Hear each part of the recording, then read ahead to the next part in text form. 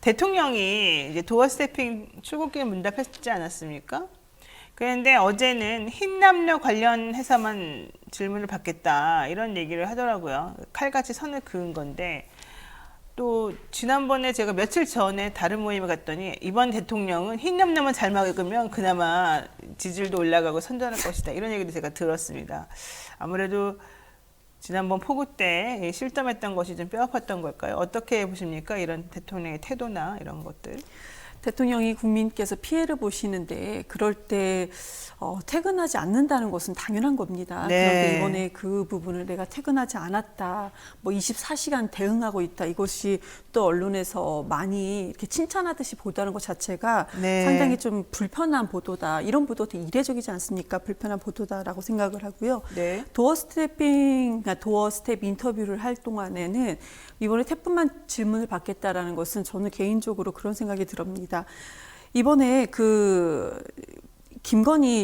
그 영부인 김건희 씨에 대한 질문이 많이 있지 않겠습니까? 우리 초청장 관련된 부분도 있는 거고, 보석에 대해서도 어떻게 해명할 것인가. 뭐 여러 가지로 좀 있습니다. 그 주가 조작도 당연히 있는 것이고요. 궁금증이 있는데 그런 궁금증에 대해서 답변하지 않겠다. 곤란하니까 답변하고 싶지 않은 그런 내심을 표출한 것은 아닌가 하는 생각이 듭니다. 그러니까 대통령이 좀 질문할 때 곤란한 거는 좀 무시하고 곤란한 얘기 나오면 좀 딴 얘기하고 이게 좀 일반화된 패턴처럼 지금 고착화되는 건 아닌가 곤란한 걱정이 질문을 돼요. 하면은 네. 제가 그전에도 한번 지적을 했었는데 기자가 예를 들어서 오른쪽에서 질문을 합니다. 그러면은 그냥 그 질문을 무시하고 왼쪽으로 방향을 틉니다. 얼굴을 싹 틀어버리죠. 네, 아니 네. 고개를 틀고 그쪽으로 걸어갑니다. 아하. 굳이 그렇게까지 할 필요가 있는가. 그래서 아직 성찰이 안 되신 건 아닌가 하는 생각까지도 알겠습니다. 듭니다. 네, 지금 우리 애청자분께서 여러 가지 얘기들을 해주시는데요.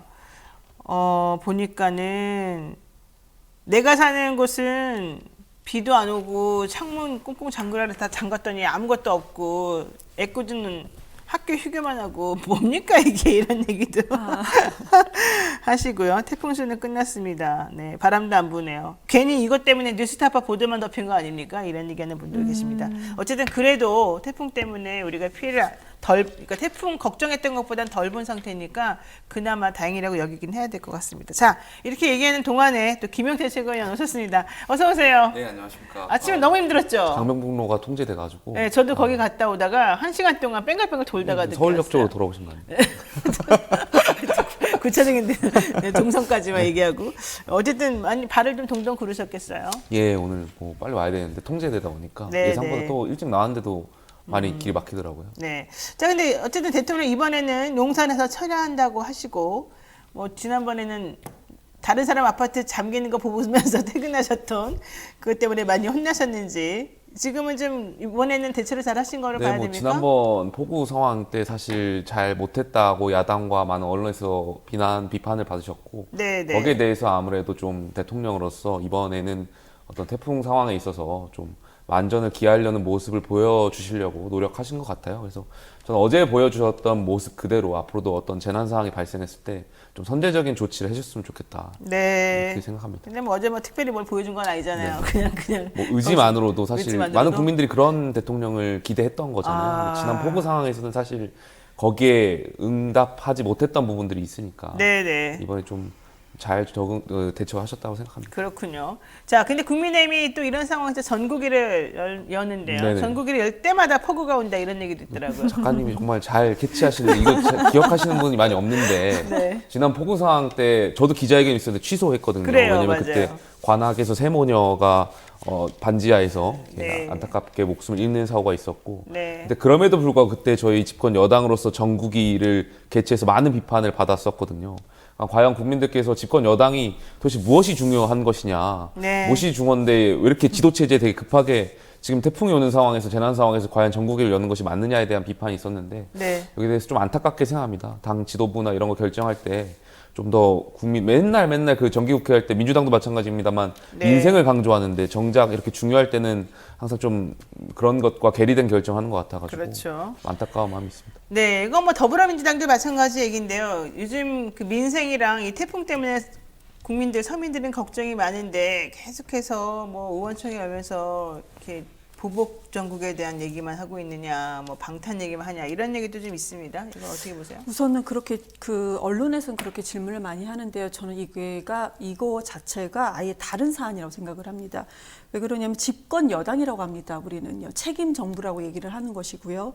그런 전국위를 국민의힘에서 연다는 것은 어찌됐든 간에 그 선거를 승리로 이긴 당대표를 억지로 잘라내기 위해서 여는 것이 전국인데 네. 민주당 같은 경우는요 의원총회가 그렇게 뭐 전국적으로 다 모이는 것도 아니고 국회의원들이 모이는 것인데 이것이 왜 이렇게 일어났는가?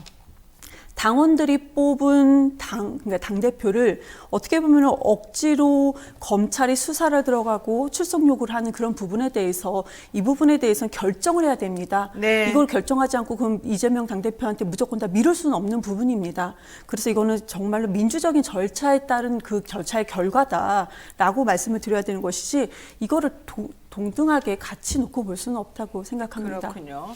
네, 일단은 이제 전초전 얘기는 여기까지 하고요. 본격적인 얘기 한번 가보겠습니다. 이준석 대표를 요즘에는 정치의 태풍이다 뭐 이런 얘기까지 하고 있던데요. 가처분 인용 때문에 사실은 좀 더 복잡해진 면이 있는 것 같아요. 이준석 대표를 저는 지금 대표라고 부르고 있습니다. 왜냐하면 법적으로는 아직은 그게 맞는 것 같아서. 근데 사람들은 전 대표라고 부르더라고요. 언론에서는. 또 김용태 최고위원도 저는 원래는 최고위원이라고 생각하고 있었는데 전 최고가 맞다 이런 얘기를 하더라고요. 맞습니까? 어떤 게? 저도 잘 모르겠습니다. 그래서 언제 뭐 저를 가만히 있는데 죽였다 살렸다 하는 것 같아요.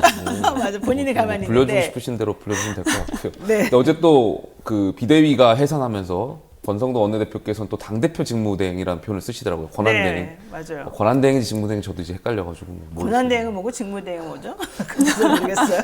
직무대행은 사고일 때, 이제 권한대행은 거리일 때인데. 아, 그렇구나. 근데 뭐 당대표 직무대행이라는 표현을 쓸 때면 최고위가 살아났다는 거니까요. 현 그렇죠. 최고위원이라고 불러주셔도 무방할 것 같습니다. 그래도 감투는 쓰고 싶다. 아니 그런 뜻이 아니라 지도 체제가 있어야 되는 겁니다. 네, 농담입니다. 또 이러면 꼭 저한테 뭐라는 분이 계셔가지고. 자, 김용태 최고위원은 감투 욕심은 없는 것 같아요. 감투 욕심 있죠. 아, 있어요? 당연히 뭐 정치하는 분들이 권력 의지가 있어야지 어떤 맞아요. 공동체 그거 봉사를 하는 맞아요. 거니까요. 네, 권력 의지 없는 사람을 제가 봤기 때문에 그래서 본인은 행복했을지 몰라도 우리 힘들었다는 거.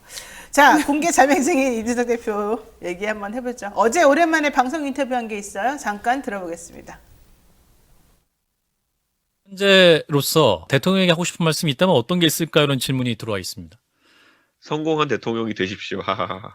그러니까 저는 이런 거죠. 그러니까 정치하는 사람인데 제가 그러면 저한테 대해서 지금 와서 뭐 품는다 이런 표현 쓰면 제가 그때 거의 돌아버리거든요. 품는다는 표현이 저한테 가장 모멸적이고 제가 들었을 때 기분이 제일 나쁜 표현이기 그러니까 때문에. 대통령이 품어라. 품긴 뭘 품어요. 결자 해지라고 하는 거는 차라리 풀어라는 제가 이해할 수 있는데 네, 품어라. 품는다는 건 무슨 뭐 제가 달걀입니까? 그걸 왜 품습니까 저를. 네, 내가 달걀입니까? 저를 왜 풉니까? 전 이 말이 참 하여튼간 무슨 단어 선택에 뭐 천재인가요? 이분은 이렇게 말씀을 정말 재밌게 잘하시는데 우선 하고 싶은 말이 이거예요. 대통령에게 하고 싶은 말이 뭐냐라니까 성공한 대통령이 되십시오. 하하하하 이렇게 했단 말이에요. 그리고 대통령이 품어야 된다 이런 말 들으니까 그런 말을 들으면 내가 돌아버린다. 내가 달걀이냐? 이거 대표로서 할 수 있는 워딩일까요? 이런 거 어때요? 저는 이렇게 말씀하시는 거 이렇게 꼭 답변하는데 저희가 대통령이 어쨌든 국민께서 5년의 임기를 부여한 거잖아요. 그리고 저희 헌법에는 대통령 중심제고요. 또 대통령 국가 원수라고 명시되어 있기 때문에 네네. 그런 측면에서 아마 대통령께서 물론 당대표 여당이든 야당이든 당대표의 권위도 당연히 중요하고요. 거기서 대통령께서 좀 더 이제 품는다는 표현이 좀 글쎄 이렇게 많이 아량을 이렇게 해서 같이 이제 협치도 하고 야당 대표로서는 이제 또 여당 대표는 같이 나아가야 될 국정 운영의 어떤 협력 관계로서 그런 표현을 좀 강조한 것이지 좀 품는다는 단어 자체 디테일한 거에서 좀 이렇게 생각해 볼 필요는 없을 것 같습니다. 그래요? 근데 정치나 외교나 이게 상당히 디테일한 부분에서 중요한 것들이 많이 드러나기 때문에 그렇게 그냥 나이브하게 생각할 건 아닌 것 같은데 국정의 동반자, 손을 잡는다 이런 말은 내가 인정하겠다.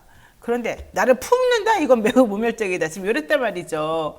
그러니까 나를 네가 뭔데 품니? 대신 내가 품음의 대상이니? 뭐 이런 질문인 것 같아요. 이거 어떻게 보시니까? 왜 다 이건 웃으세요? 저보다 저 대변인께서 더 답변 잘하실 것 같아요. 그러니까 그래서 물어봤는데 웃기만 하고 있네요. 예. 우선은 대통령은 그런 표현을 지금은 궁지에 몰렸습니다, 솔직히. 그러니까 네네. 1차 가처분, 효력정지 가처분이 이제 인용이 됐고, 그럼 저는 개인적으로 지금 현재 이준석 당대표 그리고 최고위원이라고 저는 생각하는 게 맞거든요. 우리나라 법치국가니까요. 그거 맞습니다. 그렇지만 법치국가라고 대통령은 외쳤지만 지금 법을 인정하지 않는 상황이니까 뭐 괜히 무슨 품는다 이런 얘기를 하고 있는데요. 국민들 모두 아십니다. 품지 못하고 있다는 거. 그러면은 이준석 당대표는요. 저는 방송에서도 몇 번 얘기를 했지만 이준석 당대표의 정치 스타일을 제가 좋아하진 않습니다. 그렇지만 지금 이런 상황에 궁지에 몰린 이준석 당대표를 이런 식으로 궁지에 몰아서는 안 된다고 생각을 하거든요. 왜 그러냐면 네. 당원들이 뽑았기 때문에. 그러면 이준석 당대표가 조금 더 무게의식, 정말로 그러니까 농담 이런 식으로 말장난으로 받아치지 말고 오히려 정말로 집권 여당의 당대표처럼 무게의식 좀 대응을 해야 되는 것이 좀 더 설득력이 있지 않을까 하는 안타까운 생각도 좀 듭니다. 그렇군요. 어떤 그러니까 분이 조금 더 네. 부연 설명을 드리자면 물론 당대표와 대통령의 관계는 협력적인 관계지만 아까 말씀드렸듯이 대통령은 국가 원수잖아요. 네. 국가 원수라는 그런 그 직책에 많은 국민들이 기대하는 바가 있잖아요. 뭔가 그런 관점에서 품는다라는 표현을 썼으니까요. 너무 뭐 이렇게 품는다는 말 자체에만 너무 집착할 필요 네, 없다. 예. 아니 알겠습니다. 품지도 못한 분이 품는다는 표현을 쓰니까 저희가 지금 집착을 하는 것입니다. 알겠습니다. 제가 우스갯소리 하나 할까요? 이 분위기를 좀 띄우기 위해서. 아까 그랬잖아요. 이준석 대표가 뭘 품긴 뭘 품씨가 내가 달걀이니까 이랬잖아요. 그러니까 사람들이 야 너무 무정하다. 무정란이냐? 이거 무정한 달걀 이런 뜻이겠죠? 이거 우스갯소리예요. 분명히 얘기하고 시작했어요. 우리 방송이 이렇게 즐거운 거 웃음을 준다는 거. 이준석 대표 기분 안 나쁘겠죠? 아니. 예, 이런 이런 거 걸로 되게 예, 예. 이런 거는 잘 품을 수 있는 사람으로 제가 표현의 자유 충분히. 이런 걸 또 늘 강조하는 사람이니까. 자, 어제 많은 얘기 나온 것 중에 하나가 초재선 신윤핵관설입니다. 근데 여기에 대해서는 좀 선을 긋고 있어요. 윤 대통령 새로운 중진 신윤핵관을 기용할 가능성이 높고 그게 윤상현 의원이다. 이렇게까지 실명을 지금 거론하면서 얘기가 사실 나온 거거든요. 이거 어때요? 맞아요? 그러니까 뭐 실제 윤핵관인지는 잘 모르겠습니다만 윤상현 의원께서 대통령 경선 과정에서도 윤석열 당시 후보죠. 후보를 돕기 위해서 굉장히 많은 노력을 하셨던 것은 사실입니다. 직접 본인께서 저희는 이제 당협위원장이라는 표현을 쓰는데 당협위원장분들 한 분 한 분 찾아가시면서 이제 당시 이제 후보를 위해서 많은 노력을 하셨던 건 사실인데 네. 그에 비해서 현재까지 드러나는 이른바 윤핵관이라고 하는 권성동, 장제원 의원에 비해서는 사실 그런 것 역할이나 이런 것이 사실 부여받지 못한 것도 있었던 것이 많은 사실이니까 네. 거기에 대해서 아마 이제 이선 후퇴 얘기가 나오면서 사실상 좀 윤상현 의원께서 역할을 하실 수 있는 것 아니냐에 대한 의견이 많이 있는 것은 사실입니다. 네. 근데 왜 친박 출신 윤상현이냐 하필이면. 근데 사실 그게 MB 출신들을 대거 기용해가지고 MB 전성시대 이렇게 얘기가 나왔다가 MB 대통령 사면 안 해주면 이게 형집행정지 끝난 다음에 사면 안 해주면서 좀 거리를 둔다, 윤핵관하고도 거리 둔다 이런 얘기 나오면서 갑자기 또 친박 출신들이 막 대거 장경상 씨를 비롯해서 많이 지금 기용되고 있거든요. 그러니까 뭐 어디 바뀌고 있는 전략적으로도 거예요? 저는 뭐 만약에 정말 윤핵관으로서 부상한다면 네네. 윤상현 의원께서 말씀하신 대로 친박 출신이시고 또 당내의 친이계가 사실 많은 역할을 하면서 네. 상대적으로 당내에서 친박들이 소외받는 느낌도 있었던 것도 사실이니까요. 네. 거기에 대해서 전략적으로 뭐 윤상현 의원의 어떤 그런 위치를 고려했을 때 저는 충분히 역할을 하실 수 있다라고 생각합니다. 전략적이라고 말씀을 해주시긴 했는데요. 솔직히 말씀드리면은 전략적인 것보다 의리가 없는 거죠, 솔직히. 이번에 총선 공천 앞두고 나서 줄서기 하는 무슨 거 정치를 아닙니까? 의리로 합니까? 오. 대의로 해야죠. 그건 네네. 소이고요. 그러면은요, 이 말씀을 드리고 싶어요. 정치는 국민을 위해서 하는 겁니다. 그리고 그러니까요. 사람이 네. 하는 것이고요. 그런데 지금 국민의힘이 하는 것이 사람을 위해서 하는 그런 움직임입니까? 우리 최고님도 방송 나가서 많이 말씀을 해주셨지만은 국민의힘이 지금 국민을 놓고 사람을 놓고 정치하는 모습은 전혀 보이지 않는다. 그럼 최소한 그들끼리 가졌던 의리만이라도 지켜야 되는데 그 최소한의 자기들끼리 의리도 지금 지키지 않고 있다. 그냥 줄서기 하고 있다 생각을 하는 거고요. 그리고 지금 뭐 신윤회관이라는 얘기가 나오는 것이 우리가 그동안에 검핵관과 윤회관 이렇게 나오지 않았습니까? 그런데 많은 언론에서 검핵관과 윤회관 사이에서도 이상한 기류가 흐르고 있습니다. 그럼 윤석열 대통령 입장에서는 윤회관이 이상하게 나에 대해서 알고 나서 나를 떠나는 건지 아니면 거리를 두는 것인지 지금 윤석열 대통령도 그 부분에 대해서 좀 계산을 해야 될 것 같아요. 그런데 윤석열 대통령 입장에서는 새로운 자신의 검사들만 둬서는 안 된다. 자신의 뭔가 새로운 세력이 있어야 된다라고 생각해서 지금 초대선 의원들한테 접근을 하신 것 같습니다.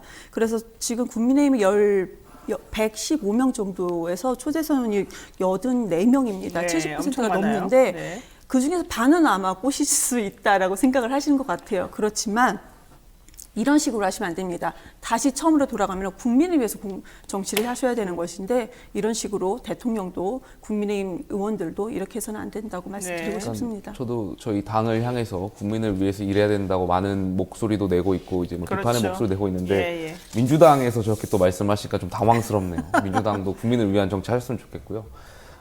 말씀하신 대로 검핵관, 윤핵관 지금 언론에서 뭐 권력 투쟁인 것처럼 비춰지는데 정치는 권력 투쟁의 산물이고 저는 네. 당연하게 자연스러운 어떤 현상이라고 보는데 그러나 더 중요한 것은 이 권력 투쟁은 항상 국민을 향한 방향이어야 되거든요. 네. 그렇기 때문에 그런 당내 어떤 권력 투쟁이라든지 아니면 대통령실 그런 투쟁이 있을 때 늘 네. 국민을 향한 마음을 전제해서 했으면 좋겠습니다. 네, 자 이준석 대표의 사실 요즘은요 빅데이터 분석해 보면 이준석 대표에 대한 언급은 많이 줄어들었다 그래요. 이게 좀 너무 지겹다라는 생각을 사람들이 하고 있는 거로 저는 생각이 드는데 어쨌든 결론이 났으면 좋겠는데 요 사진 하나만 잠깐 보고 갈게요. 사진을 보면 갓쓴 이준석.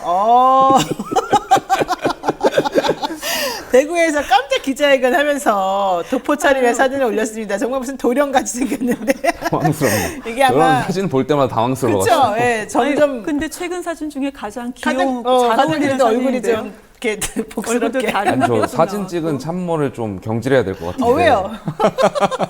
근데 어쨌든 중요한 건 이준석 대표가 왜 하필이면 TK 가가지고 저런 일종의 쇼라고 볼 수도 있을 텐데 저런 거 했느냐. 아무래도 배신자 프레임으로 말려 들어가지 않겠다. 선제적인 태도를 취한 것이다. 이렇게 해석하는 분들이 많다는 거. 여기까지만 정리하고요. 자, 두 번째 이슈 보겠습니다.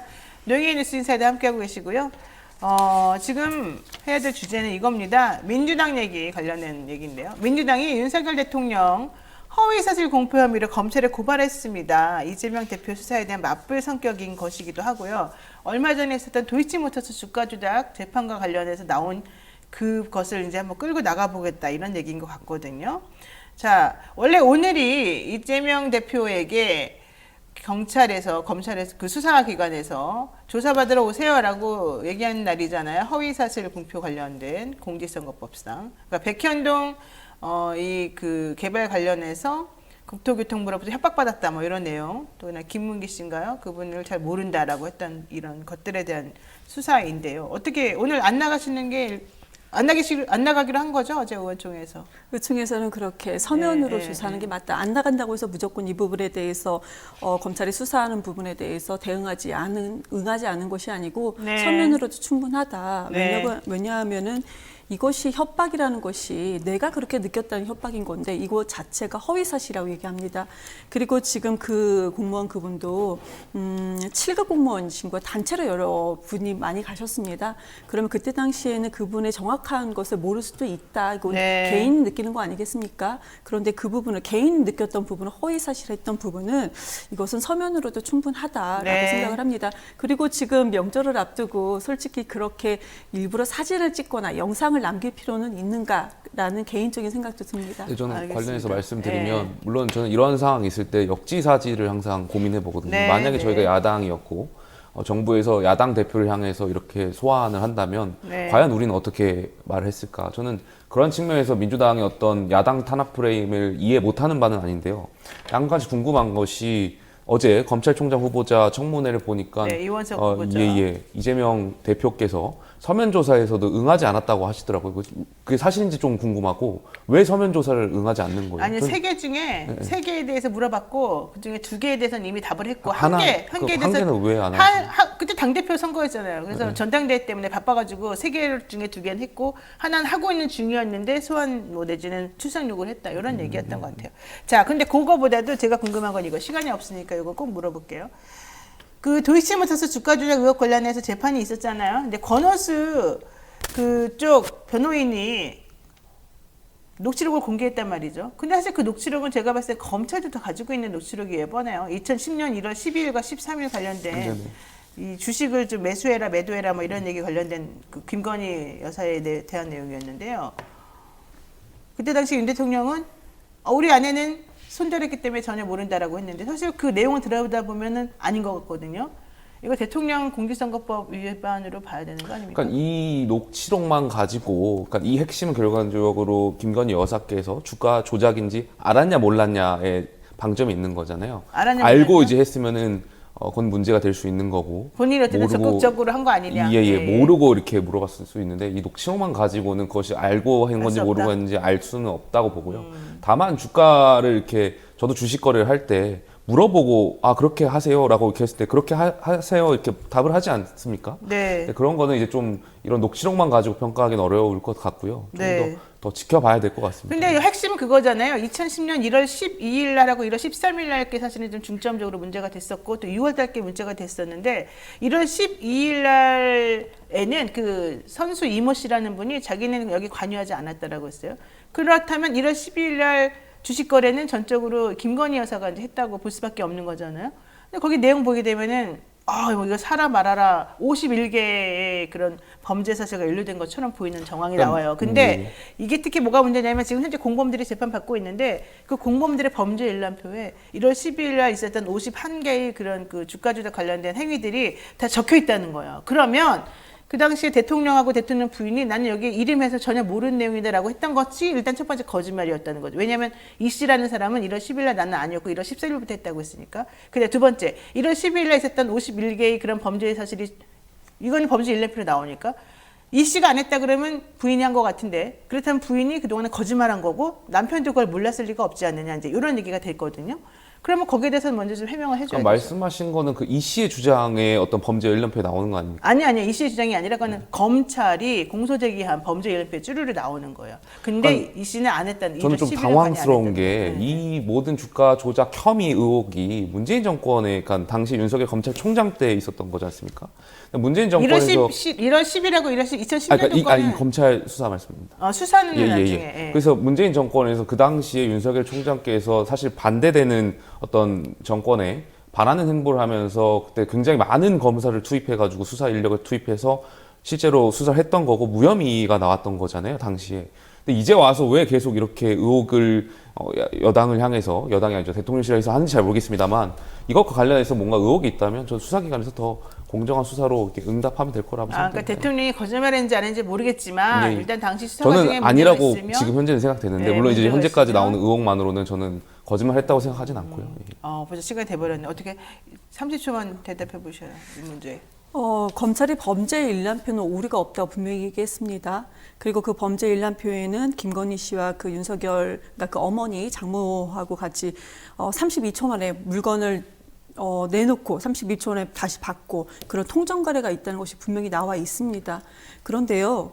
윤석열 검찰총장 말씀 주신 대로 윤석열 검찰총장 당시에 이 수사가 제대로 이루어지지 않았다는 것입니다. 네. 문재인 대통령 당시가 아니고요. 그래서 이것은 말씀 주신 대로 수사를 해야 되는데 지금 검사들이 혐의가 없다라고 결론 내었기 때문에 네. 특검을 해야 된다가 옳다고 생각합니다. 그래요. 그 당시에 윤석열 검찰총장이 자신의 중앙지검장 그리고 검찰총장이면서 이 수사권을 좌지우지하던 사람이어서 문재인 대통령 시절이었던 게 중요한 게 아니라 그 수사권을 얼마나 잘 행사할 수 있는 사람이었냐가 좀 중요했던 것 같고 우리가 보기에 잘은 모르지만 그냥 대통령이 그 당시에 자기는 와이프는 관여하지 않았다고 했는데 사실 그게 아닌 것처럼 나온 게 또 문제인 것 같고 여기까지만 저희가 이제 확인을 해보는 걸로 하고 정리하겠습니다.